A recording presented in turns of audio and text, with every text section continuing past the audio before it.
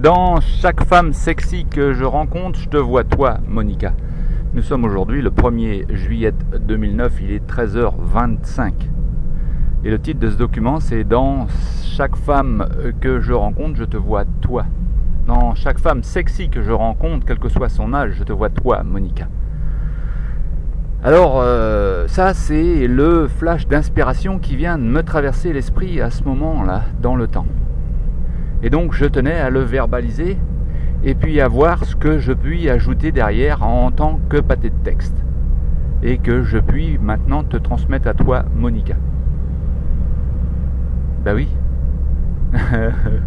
Alors Monica, quand on s'est rencontrés, notre situation a évolué assez rapidement vers ce que j'appellerais une situation d'amour, une relation d'amour. Je t'ai dit je t'aime et toi aussi tu m'as dit je t'aime. Et après il y a eu des doutes des deux côtés. Tu l'as verbalisé clairement, tu m'as dit que tu voulais pas tomber amoureuse de moi. Moi je l'ai peut-être pas verbalisé aussi clairement dans les mots, mais je l'ai probablement extériorisé dans mes modèles de comportement, comme tu l'exprimes si bien. En particulier quand je suis parti une fois, deux fois, et tu me dis trois fois. La troisième fois, je suppose que tu veux dire quand je suis revenu d'Italie. Je suis pas sûr de quand c'est la troisième fois, mais je sais qu'il y a eu une première fois et puis une deuxième fois. Et puis après, j'ai tenté de revenir et puis j'ai dû refinir ce que j'avais à faire en Turquie en particulier. Et peut-être que la troisième fois, c'est ce que tu appelles le voyage autour de l'Europe. Je suis pas sûr.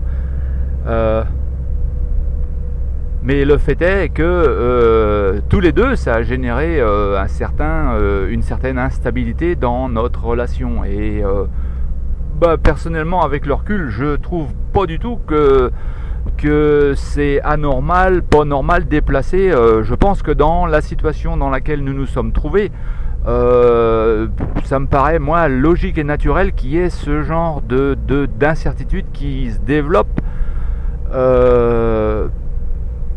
pour faire évoluer la relation vers plus de certitude, justement. Et le plus de certitude commence peut-être par une incertitude. L'incertitude ne peut pas naître s'il n'y a pas un désir auparavant.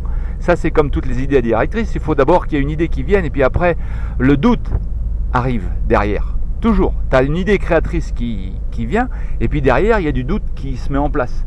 Parce que le doute fait partie aussi de notre mécanique cérébrale. Alors l'idée créatrice, c'est Madame, c'est Dieu. Et le doute, c'est le côté sombre de notre pendule qui n'est jamais exprimé sauf quand il est déclenché. Pour qu'il soit déclenché, il faut qu'il y ait d'abord une idée créatrice.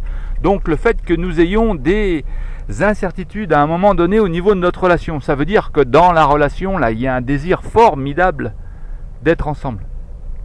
Et que ce désir génère derrière les incertitudes qui sont dans nos mécaniques cérébrales, à l'un comme à l'autre. Alors voilà, on l'a exprimé à des moments différents, je suppose, ou alors des moments qui se sont déclenchés l'un après l'autre, l'un derrière l'autre. Et encore une fois, personnellement, moi je trouve que c'est, il n'y a rien d'anormal dans ce genre de situation. À mon avis, c'est même très sain que ça nous arrive maintenant, parce que ça nous permet de mettre une relation en place qui ne peut être que solide derrière. Alors je suis parti du fait que, oui, tu vois, c'est quand même épatant, parce que je savais pas que j'allais dire ça, que j'allais dire tout ça. Et ça, c'est dans mon âme. Donc ça, c'est ce qui est dans les profondeurs de mon être. Donc je peux pas être plus sincère que je ne le suis, Monica. Alors ça te convient ou ça te convient pas, ça c'est une autre paire de manches, comme dirait mon pater, qui est défunt maintenant, mais c'était une expression qu'il utilisait lui. Mais je ne peux pas être plus sincère que je ne le suis maintenant ou que je l'ai été. J'ai toujours été sincère. Ça m'a fait du mal avec certaines relations, en particulier de ma famille d'avant. Je pense aux gens de ma famille d'avant, en particulier à des Régine, des Stéphane, des Nadine, des Yvette, des Léon. Pourquoi ? Parce que leur dire ce que je pense vraiment à ces gens-là, ça les déstabilise complètement. Alors ils se borent en courant. Bon, oui, madame, ils peuvent se borer tant qu'ils veulent. Qu'est-ce que tu veux que j'y fasse ? Je vais pas arrêter d'être sincère simplement parce que ces mecs-là, ils ont mal au culte, comme on disait. Mal au culte voulant dire ils ont mal à leur système de croyance. Ben oui, ils ont mal à leur poil de culte. Ils ont mal à leur poil de croyance. Alors ça, les croyances, c'est quoi? C'est les dogmes. Et les dogmes, c'est quoi? C'est la programmation pour rire, c'est toute cette énergie qui est stockée dans notre bouteille, qui se trouve déclenchée par une idée qui vient, une idée aimante les 3 quarts du temps, une idée créatrice. Et l'idée créatrice dit, tiens, tu pourrais faire ça. Et derrière, oh oui, mais je ne peux pas, et qu'est-ce qui va se passer si? Qu'est-ce qui va se passer si? Et puis voilà, la mécanique cérébrale est envahie par des ondes négatives et rien ne se passe. La personne s'enferme. Donc tout ce qui nous est arrivé, Monica, c'est pour le mieux. Et je t'aime follement. J'allais dire, je suis surpris. Il n'y a rien de surprenant maintenant, mais je l'ai déjà exprimé dans un autre courrier auparavant. Je suis frappé.